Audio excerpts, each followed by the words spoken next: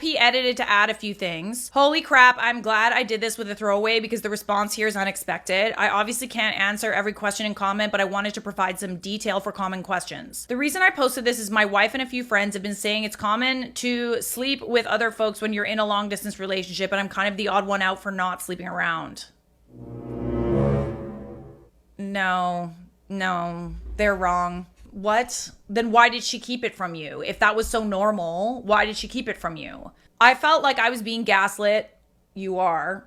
But I wanted an outside perspective. We live in a state with a waiting period to finalize a divorce, so I felt it was a reasonable idea to get some insight before things are finalized. After these comments, I see a handful of folks saying it's normal to sleep around during a long-distance relationship, but it seems to be a significant minority.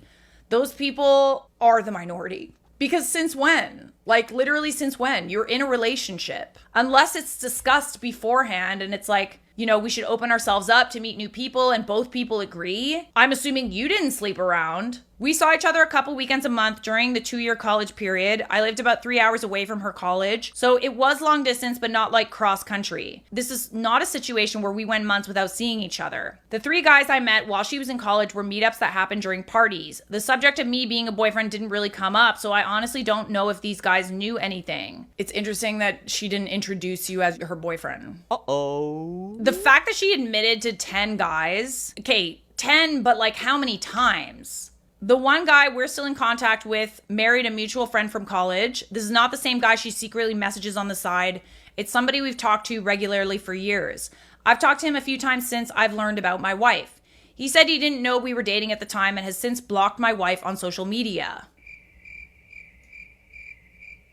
That says a lot. Some folks have asked how the roommates didn't realize at our wedding that the timelines didn't work out. The main reason is my wife and I had a very small ceremony with just close family in Texas. Then we went back to the East Coast to have a big party with friends. The typical reception, sharing details about how we met stuff didn't really happen, so her roommates didn't realize we started dating before college. It sounds like they thought we only dated for the year we were both in the same city, then moved in together. I was open to therapy or some kind of attempt to save the marriage, but her insistence that the whole thing is common and I'm the one who's out of line was just too much for me.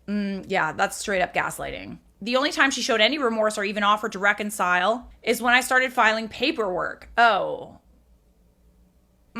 It's not normal. Like, it's just not. You entered that relationship and you were in that relationship because you were under the impression that you were boyfriend and girlfriend. Ugh.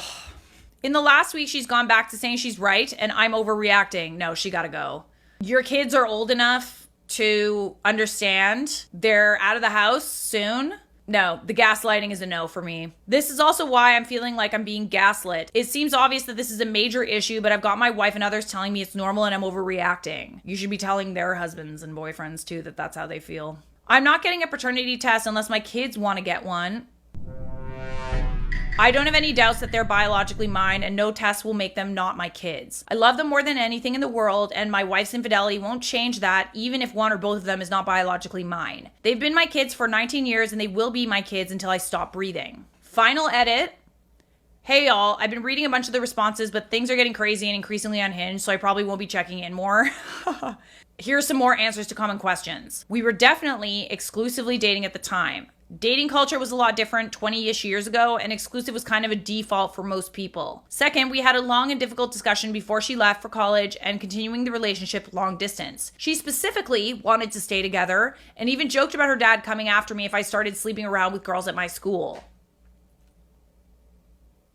So you weren't allowed to cheat, but she was. Oh yeah, she gotta go. She gotta go! Finally, at my senior prom, she was not able to attend and was very upset when I proposed going with a platonic female friend of mine.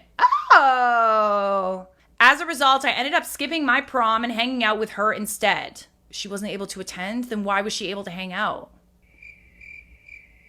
While we never said the word exclusive, I think the above reasons, combined with the general relationship before she left, are enough to assume exclusivity. Yeah, I would say so. Based on some comments here, I followed up with a friend that said I should have had an honest conversation. She told me 10 guys would be on the low end.